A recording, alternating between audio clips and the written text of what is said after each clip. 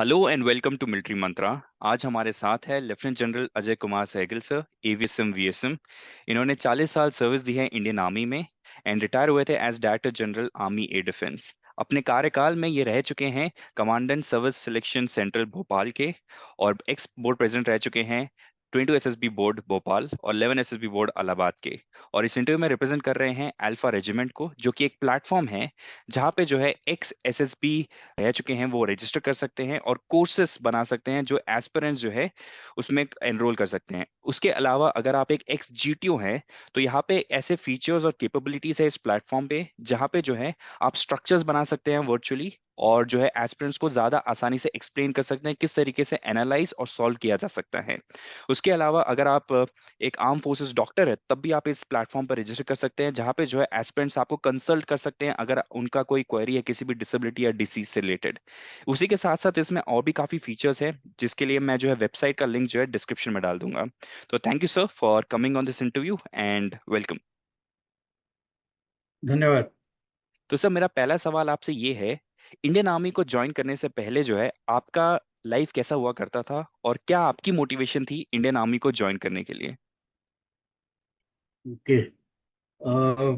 आकाश, मैंने Indian army बहुत young join की थी। मैं सिर्फ 16.5 साल का था जब मैं एनडीए में चला गया था। और उससे पहले मैं बोर्डिंग स्कूल में था। तो 6 साल में बोर्डिंग स्कूल में रहा। और ऑलमोस्ट मिलिट्री प्रोग्राम था वहाँ पे। तो सुबह उठ के पीटी से लेके शाम के लाइट्स आउट तक बड़ा फिक्स्ड रूटीन था। और उन दिनों 12th नहीं होती थी, 11th होती थी। सो दिसंबर में हमारे 11th के एग्जाम्स हुए।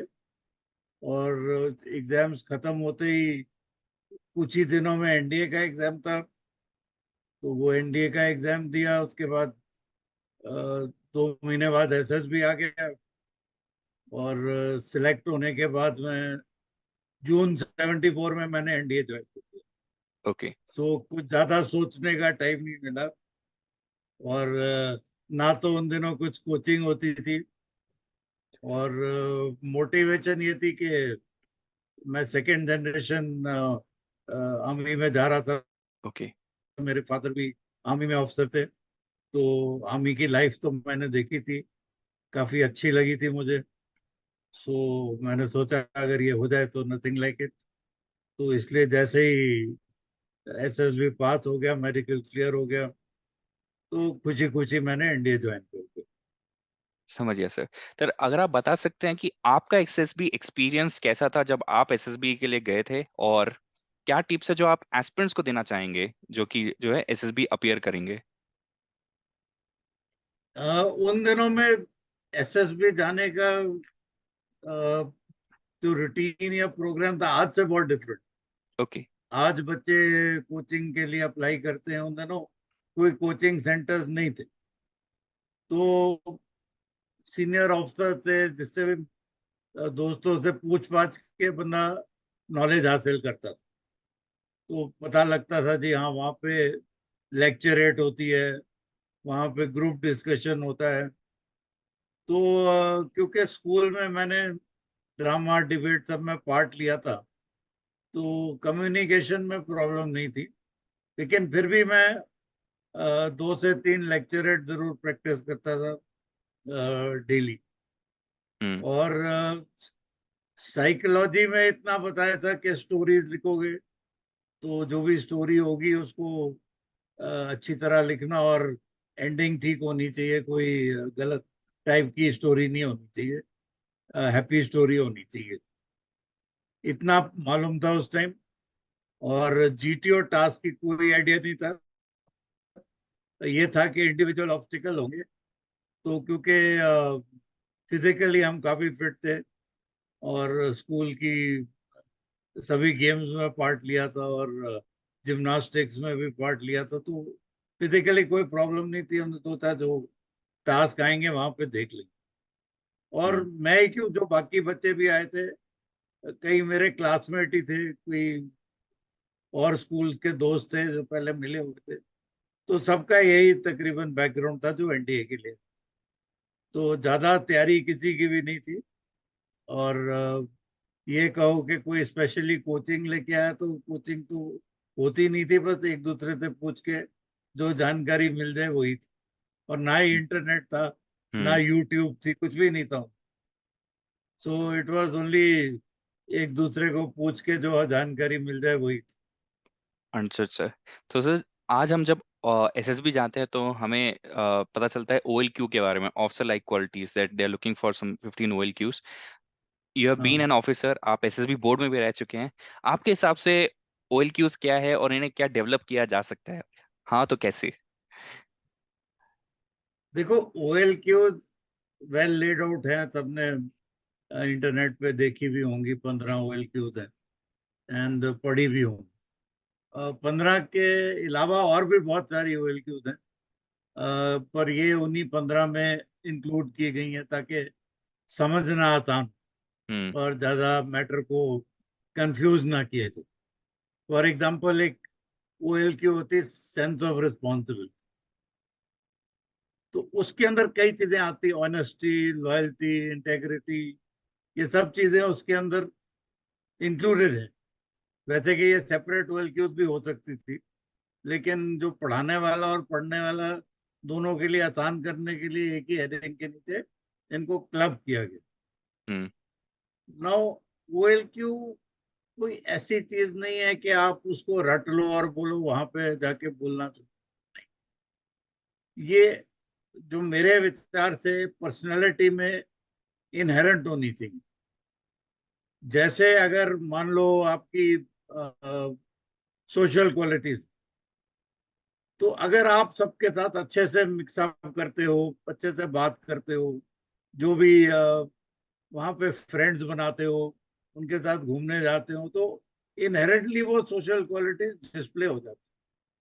आपको कोई डिलिबरेट एफर्ट नहीं करना कि भी मैं कुछ सोशल अडेप्टेबिलिटी या कोऑपरेशन या कुछ दिखाऊं। हम्म। अगर आप फ्रेंड्स के साथ घूमने जा रहे हैं और उनके साथ स्पेयर टाइम में वहाँ कई गेम्स होती हैं, सिलेक्शन सेंटर में खेल रहे हैं और मिक्सअप कर रहे हैं अच्छे से, तो ऑटोमेटिकली जो सोशल क्वालिटीज हैं वो डिस्प्ले हो जाती हम्म। हैं। बाकी जैसे लीडरशिप की ऑफिसर लाइक क्वालिटीज हैं, तो जब टेस्ट कर रहे हैं आप, तो एक तो असेसर आपको असेस कर रहा है, लेकिन जो आपके बैच के बच्चे हैं वो भी आपको ऑटोमेटिकली असेस करने लगे। हम्म। मान लो जीटीओ ग्रुप है 10 बच्चों का, तो वो बच्चे भी आपको साथ साथ असेस कर रहे होते हैं कि भी मेरा कंपटीशन किससे है, हम्म। कौन कौन इस बैच में तगड़ा है, अच्छा है, जिससे अच्छी टक्कर मिलेगी, इसको मैंने इससे ज्यादा मार्क्स लेने हैं। तो अगर बच्चे आपको फॉलो करते हैं, मतलब आपके आइडियाज उनको अच्छे लगते हैं, और जो आप पॉइंट्स दे रहे हैं, जो आप सोल्यूशन दे रहे हैं वो मानते हैं, और उनको लगता है हाँ ये कैंडिडेट अच्छी सोल्यूशन दे रहा है, और आपकी बात मानने लगते हैं, तो ऑटोमेटिकली आपकी जो लीडरशिप की ऑफिसर लाइक क्वालिटीज हैं वो डिस्प्ले हो। हम्म। तो आपको कोई अलग से कुछ नहीं करना कि भी हाँ मैंने सेल्फ कॉन्फिडेंस दिखाया या इनिशिएटिव दिखाया या स्पीड ऑफ डिसीजन दिखाया, अलग से नहीं। आप आपके एक्शन वो दिखा रहे, हम्म। और उसी तरीके से उसको असेसर भी असेस करेगा कि हाँ यार ये सब काम ठीक से कर रहा है। अगर ठीक से कर रहा है, लोग उसकी बात सुन रहे हैं, तो automatically leadership officer like quality display होगी। अंडरस्टूड। और अगर उसमें अच्छा स्टेमिना है, करेज है, डिटर्मिनेशन है, हार नहीं मान रहा, अगर डिफिकल्टी आ गई उसको फिर भी पूरी करने की कोशिश कर रहा है, एक्टिव पार्टिसिपेंट है, तो बहुत सी ऑफिसर लाइक क्वालिटी डिस्प्ले होती जाती, हम्म। और आपको कुछ अलग से करने की जरूरत नहीं। सो ऑटोमेटिकली आपने अगर अच्छे से पार्ट लिया है, आपने आइडियाज दिए हैं, वो आपकी इंटेलिजेंस दिखाए कि इसको पता था भाई ये आइडिया कैसे लगाना है, या ग्रुप प्लानिंग एक्सरसाइज में क्या इसकी सोल्यूशन हो, अच्छी सोल्यूशन दी कैंडिडेट, तो आपकी ऑटोमेटिकली जो अफसर लाइक क्वालिटीज हैं वो डिस्प्ले होती जा रही। और ऐसे ऐसे हर कैंडिडेट जो होता है उसकी दो कैंडिडेट अगर आप ले लो तो ऑफिसर लाइक क्वालिटीज कभी बराबर नहीं हो सकता है कोई क्वालिटी ज्यादा डेवलप्ड हो किसी में कोई क्वालिटी एवरेज हो, हम्म किसी में कुछ इतनी डेवलप ना भी। ठीक है ना, लेकिन एसएसबी ने ये देखना है कि अभी का लेवल क्या है हम्म और ट्रेनिंग के बाद ये लेवल कहाँ पहुंचेगा, और उसके बाद डिसाइड करना है ये कैंडिडेट एक्सेप्टेबल है कि नहीं है। हम्म राइट। सो मेरा ये राय है कि आप अपने टेस्ट इतने अच्छे से करिए, तो अगर अच्छे से कर रहे हैं तो आपकी जो क्वालिटीज है अपने आप डिस्प्ले हो जाए। Understood sir. तो सर। आपने पार्टिसिपेशन अच्छी करनी है और हम्म अच्छे आइडियाज देने हैं, अच्छे व्यूज देने हैं, और हर चीज में अच्छे से पार्ट लेना और understood give sir. You 100। Understood. तो सर अल्फा रेजिमेंट जो प्लेटफॉर्म है वहाँ पे जो है मॉक एसएसबी का भी एक ऑप्शन रहता है, तो उसके बारे में अगर ब्रीफली बता सकते हैं कि ऐसा क्या होता है वहाँ पे। मॉक एसएसबी इज जो बेसिकली एक्चुअल होता है वहां पे एसएस 5 दिन जो वहां पे आपकी टेस्टिंग होती है, तो इस प्लेटफॉर्म पे आप आके अपनी लेवल को असेस कर सकते हैं। आपको सारे टेस्ट वहां पे दिए जाएंगे, राइट फ्रॉम स्क्रीनिंग से लेके इंटरव्यू, साइकोलॉजी, जीटीओ, सारे टेस्ट आप एक्चुअली कीजिए वहां पे। आपको असेसर असेस करेंगे, और जब आप कर लेते हैं 5 दिन तो आपको फिर रिपोर्ट मिल जाएगी कि आपने क्या कैसे परफॉर्म किया, हम्म क्या चीजों में अच्छे हैं, कौन चीज आपको इम्प्रूव कर, हम्म ताकि जब आप एक्चुअली जाएं तो वो फिर जो वीक पॉइंट्स हैं आप उनके ऊपर ध्यान देके उसको ठीक से आप उसको कर सकते, अंडरस्टूड परफॉर्म सर। वहां पे। Understood sir. तो सर आपने जब एसएसबी क्लियर किया उसके बाद मेडिकल हुआ, आपने उसके बाद एकेडमी ज्वाइन की थी, तो एनडीए उसके बाद आईएमए, तो उसका जो एक्सपीरियंस था वो कैसा था, और कोई ऐसा मेमोरेबल इंसिडेंट है जो आप शेयर करना पसंद करेंगे एस्पिरेंट्स के साथ।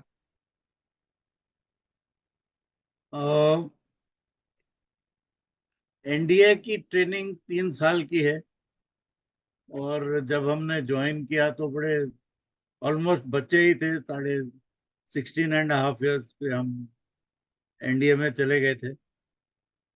तो जैसे ही हम वहां पे रिपोर्ट किया, हमको उन्होंने स्क्वाड्रन में बांट दिया।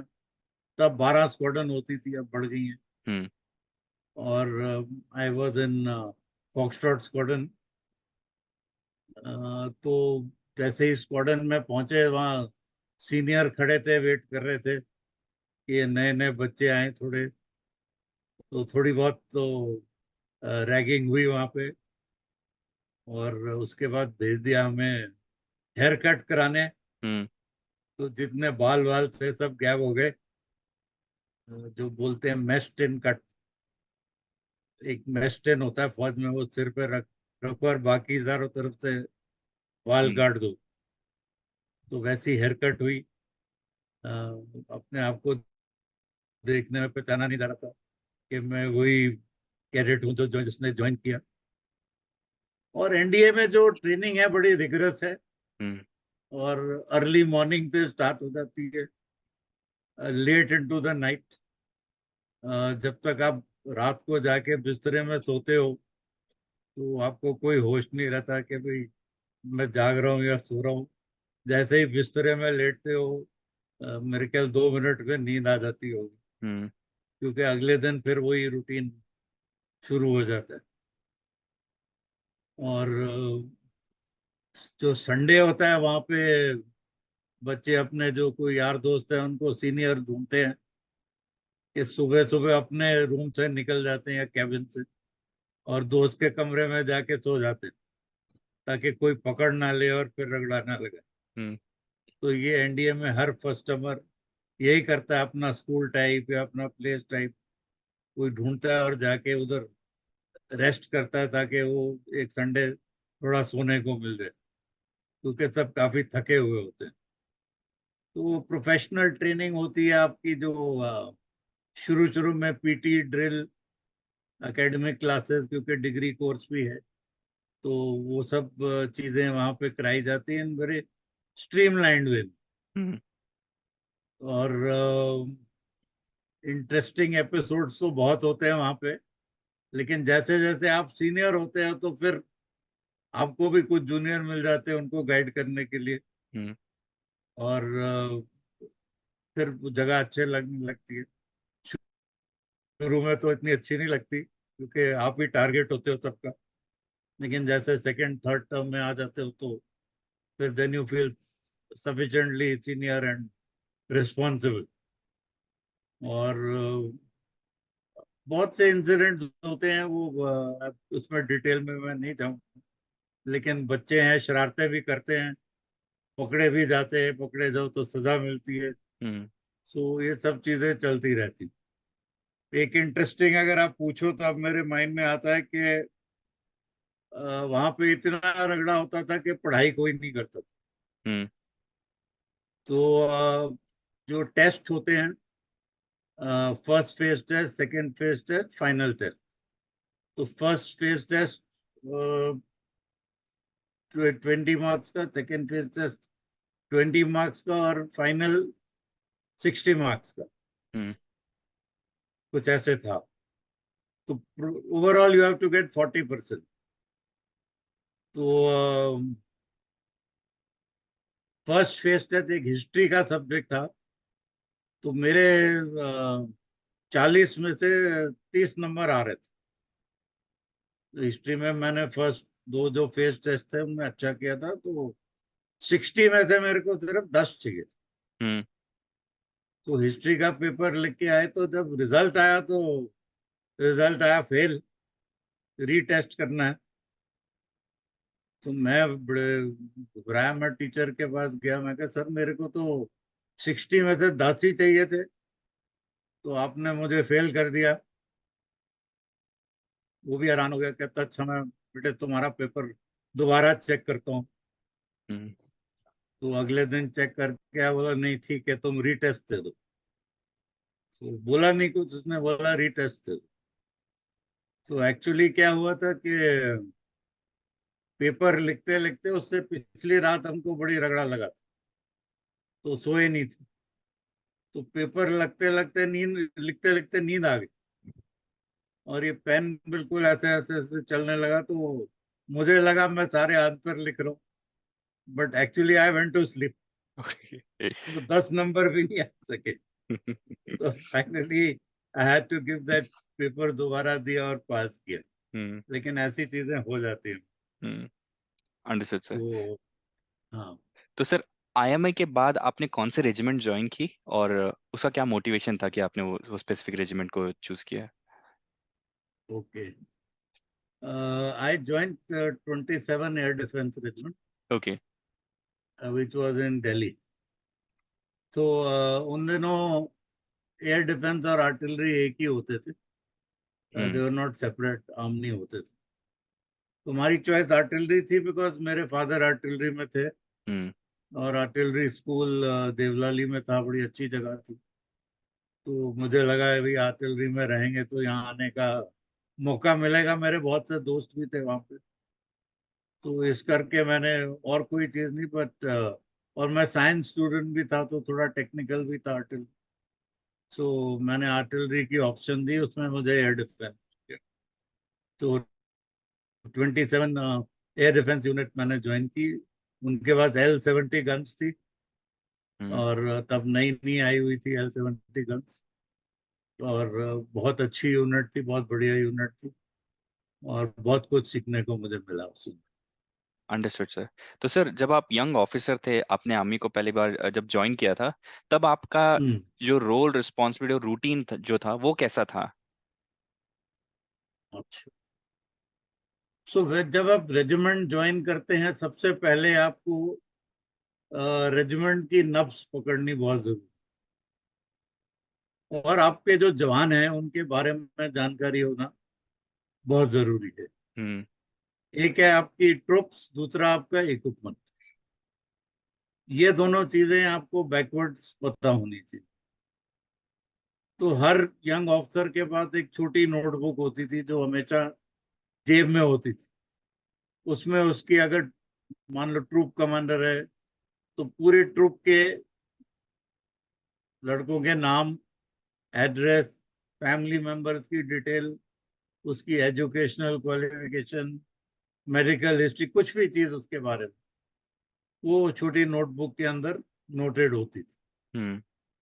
और इक्विपमेंट की क्लासेस चलती थी। तो जैसे आप, मैंने बताया हमारे पास गन थी, रडार थे, तो हमारे को जवानी सिखाते थे हम्म। और दे वर वेरी कॉम्पिटेंट। मेरा जो गनरी का इंस्ट्रक्टर था, हवलदार था, बट जितनी गनरी उतने अच्छी तरीके से मुझे सिखाई शायद बाद में किसी ने भी नहीं सिखाई, बिकॉज वो बहुत थरो थे अपनी इक्विपमेंट। हम्म। और पूरा मैकेनिज्म, गन कैसे फायर कर रही है, कैसे चल रही है, एक एक पार्ट उसने खोल के मुझे समझाया और सिखाया। तो जब भी मैं कभी कोई कोर्स करने गया बाद में, ये जानकारी मुझे बहुत काम है। So we have to hmm. Be thorough in our equipment और ऑल्सो नो द मैन। और अंडरस्टूड एक सर। बार आप अपने ट्रुप्स को जान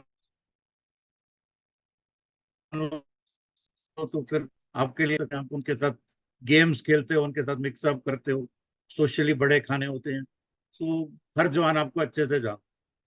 हम्म। सो मैं रेजिमेंट की हॉकी टीम, फुटबॉल टीम दोनों में, सो काफी टाइम मिलता था जवानों के साथ स्पेंड कर, और उनके बारे में बहुत कुछ सीखने को भी मिल जाता। Understood sir. तो सर आपका जो फेवरेट वेपन सिस्टम क्या था जब आप जो है एयर डिफेंस में काम करते थे? तो शुरुआत तो हमने, जैसे मैंने बताया, L-70 गन सिस्टम और एक हम्म। सुपर फ्लैडमास रडार होता था।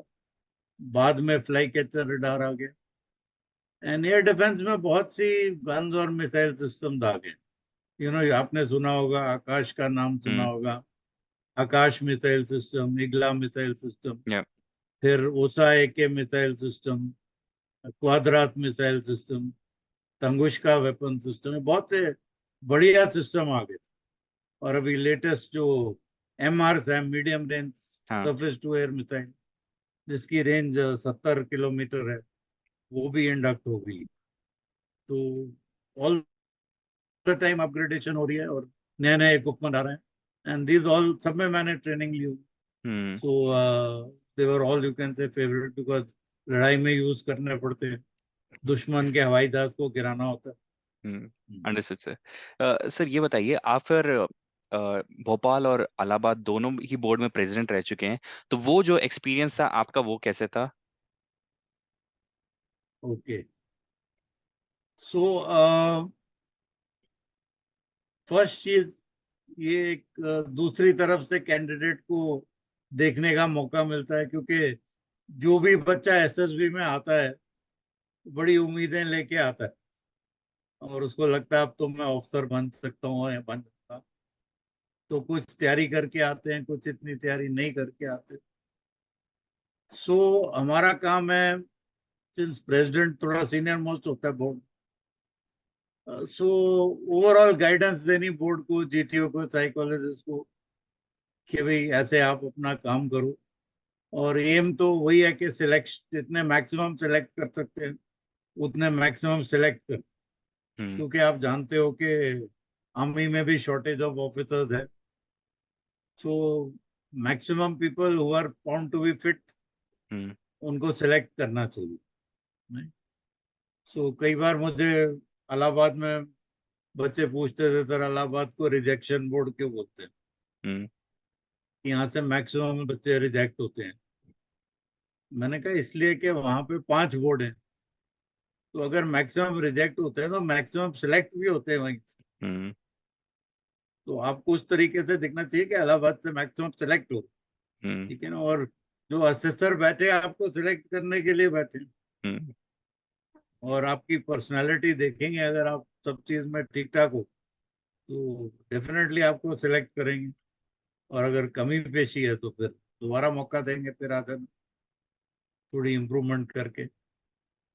सो जो मेरे लिए थी, बॉटम लाइन ये थी कि अगर ये कैंडिडेट ऑफिसर बन के मेरी रेजिमेंट में आ गया तो अच्छा काम करेगा या तंग करेगा। हम्म। हम्म। बॉटम लाइन, सारी ऑफिसर लाइक क्वालिटीज देखने के बाद जो एक गाइडिंग फैक्टर होता है कि भाई क्या ये एसेट होगा कि लायबिलिटी हो, और अगर लगता है ये एसेट होगा तो डेफिनेटली वो अगर दूसरों ने भी नहीं पास किया तो फिर भी उसके लिए फाइट करके कोशिश करेंगे कि सिलेक्ट हो। ठीक है ना, सो ये चीजें ऑलवेज चलती रहती। Understood sir. सर मेरे को ये बताइए, आपने 40 ईयर सर्विस किया है इंडियन आर्मी में। अगर मैं आपसे पूछूं कोई ऐसे 3 लाइफ लेसन जो आपने आर्मी से सीखे हैं जो आप आज भी चेरिश करते हैं, तो कौन से 3 लाइफ लेसन होंगे?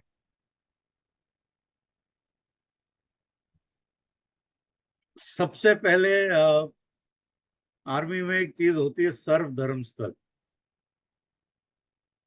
जहाँ पे चाहे कोई भी धर्म का हो वहां जाके मत्था टेकता है या पूजा करता है या मंदिर परेड होती है, चाहे किसी भी रिलीजन से। बिकॉज एक रेजिमेंट में सब टाइप की रिलीजियस फैसिलिटीज नहीं हो सकती। हम्म। तो चाहे हिंदू है, मुस्लिम है, सिख है, ईसाई है, जू है, जो भी है, वो सर्व धर्म स्थल में जाके पूजा करता है। और एज अ रेजिमेंट वहां पे परेड भी होती है, महीने में एक बार मंदिर परेड जरूर होती है, जहाँ पे सब रेजिमेंट इकट्ठे होके प्रे करते। तो ये मैंने देखा आज के, अभी अब इलेक्शन आ रही है, देखेंगे कि बहुत कुछ धर्म और जाति के ऊपर बातचीत हो रही है। और लोग वोट्स मांग रहे थे, इस कायदे पे नहीं, पर लोग वोट देते हैं इसलिए।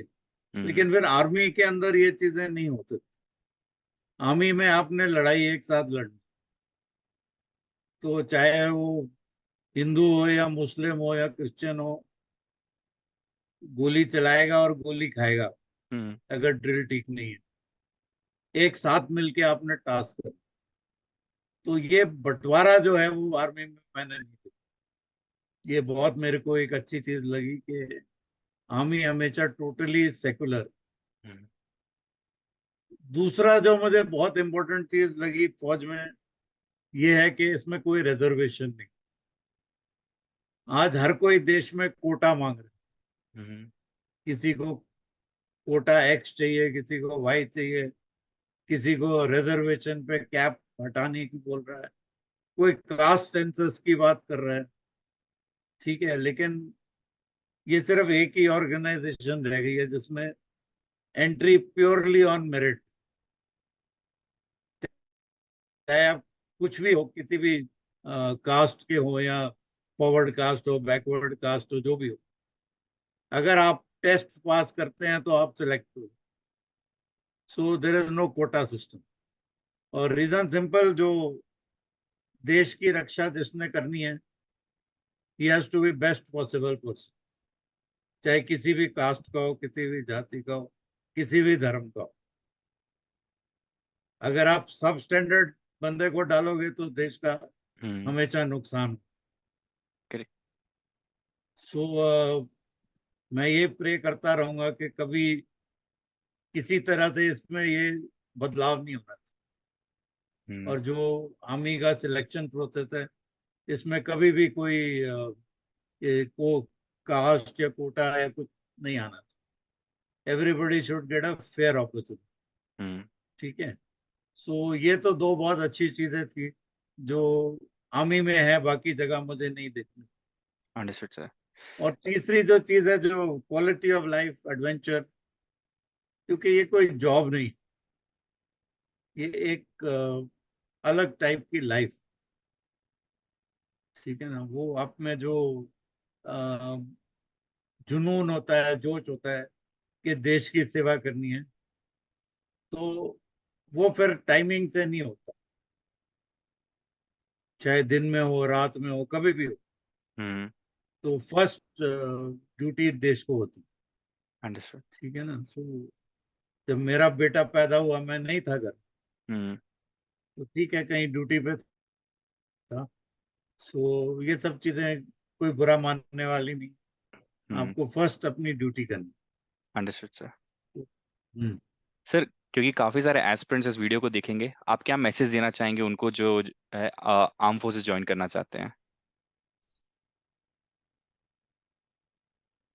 इससे ब्यूटीफुल कैरियर कोई हो नहीं सकता। और जैसे मैंने बोला, मैं 16 इयर्स का था जब मैंने एनडीए ज्वाइन किया, और इस बात को अभी 50 साल हो गए हैं। तो I am pass 66 now, and 50 beautiful साल, बहुत ही ब्यूटीफुल साल। सो कोई पता ही नहीं लगा कि भाई कैसे टाइम निकल गया। तो जो आजकल के बच्चे ज्वाइन करना चाहते हैं, मैं उनको बोलूंगा कि आप अभी मेहनत कर लो, सिलेक्ट हो जाओ, उसके बाद गवर्नमेंट आपका ख्याल रखेगी और देश आपका ख्याल रखेगा। चाहे आपका नहीं, आपके परिवार का। हम्म। तो जो कुछ भी रिक्वायरमेंट है आपकी, अकोमोडेशन, मेडिकल, स्टडीज, जो कुछ भी है, army gives you everything, from children's education to your accommodation, everything. So it's a very beautiful life, और बहुत अच्छी कॉमरेडशिप होती है। जो दोस्त आपके एनडीए थे, मेरे एनडीए के दोस्त अभी भी बहुत स्ट्रांग हैं, अभी भी हम मिलते हैं। तो चाहे वो आर्मी में हो, एयरफोर्स में हो, नेवी में, that one manship is always there even now. Hmm. So अगर आप सिलेक्ट हो जाओ तो आप अपने आप को बहुत फॉर्चुनेट समझिएगा कि एक बहुत अच्छे करियर और एक बहुत अच्छा प्रोफेशन मैंने चुना, अंडरस्टूड सर। देश की सेवा। Understood sir. Sir thanks a lot sir for coming on this interview. आपके साथ बात करके काफ़ी अच्छा लगा, और होप करता हूँ जो जितने भी एस्पिरेंट्स इस वीडियो को देखेंगे उन्हें काफ़ी सारी चीज़ें पता चलेंगी आपकी लाइफ के बारे में, जो प्लेटफॉर्म है अल्फा रेजिमेंट उसके बारे में, और काफ़ी सारे लोग मोटिवेट होंगे। So thanks a lot again sir for coming here. जय हिंद sir. Thank you Akash, thank you, बहुत अच्छा लगा आपसे बात करके। और जरूर मेरा ये मैसेज आज के यूथ को पहुंचाइएगा। जी सर, ज़रूर। धन्यवाद और जय।